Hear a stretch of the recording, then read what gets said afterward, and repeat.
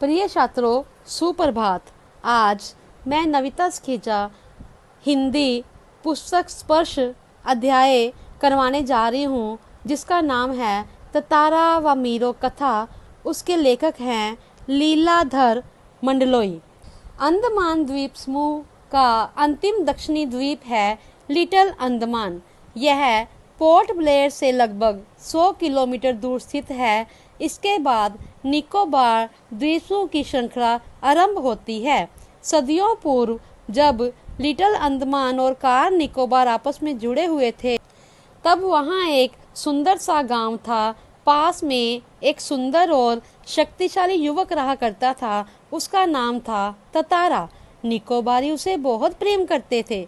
ततारा एक नेक और मददगार व्यक्ति था। सदैव दूसरों की सहायता के लिए तत्पर रहता। दूसरे गांव के लोग भी उसे विशेष आमंत्रित किया करते थे। ततारा अपनी कमर में हर समय तलवार रखता था। यह तलवार को कभी अलग न होने देता। एक शाम ततारा दिन भर के अथक परिश्रम के बाद समुद्र किनारे टहलने निकल पड़ा। उसका मन शांत था। तभी कहीं कहीं पास से उसे मधुर गीत गूंजता सुनाई दिया। गीत मानो बहता हुआ उसकी तरफ ही आ रहा हो।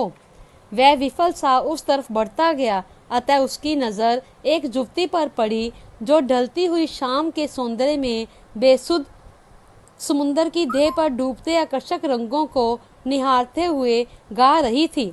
उसे ज्ञात ही न हो सका कि कोई अजनबी युवक उसे निशब्द ताके जा रहा है।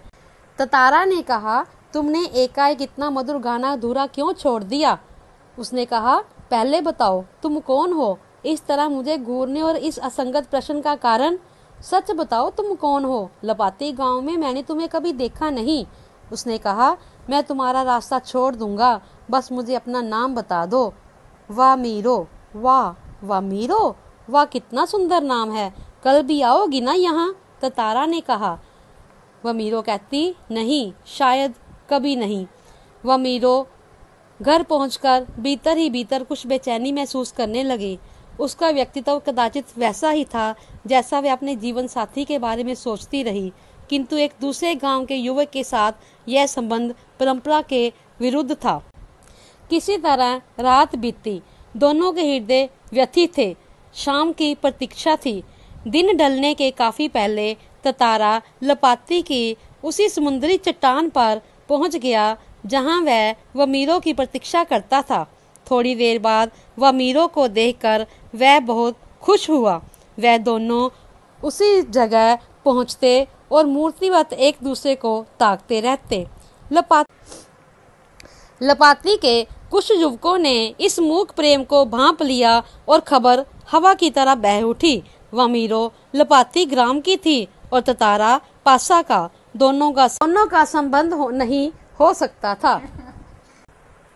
एक बार पशु पर्व के आयोजन में वह मिले तो वहां पर ततारा को देखते ही वह फूटकर रोने लगी। ततारा विह्वल हो उठा। वमीरो के रुदन स्वरों को सुनकर उसकी माँ वहां पहुंची। को देखकर आग बबूला हो उठी। गांव के लोग भी ततारा के विरोध में आवाजें उठाने लगे। यह ततारा के लिए असहनीय था। वमीरो अब भी रोए जा रही थी। ततारा भी गुस्से से भर उठा। अनायास उसका हाथ तलवार की मूठ पर जा टिका। जब कोई राह ना सूझी तो क्रोध का शमन करने के लिए उसने शक्ति भर उसे धरती में घोंप दिया और ताकत से उसे खींचने लगा। वह पसीने से नहा उठा। सब घबराए हुए थे, मानो धरती दो टुकड़ों में बंटने लगी हो। द्वीप के अंतिम सिरे तक ततारा धरती को मानो क्रोध में काटता जा रहा था। सभी व्याकुल हो उठे। ततारा दुर्भाग्यवश दूसरी तरफ था और वमीरो दूसरी तरफ। वमीरो छटपटाने लगा। वह लगातार समुद्र की सतह की तरफ फिसल रहा था।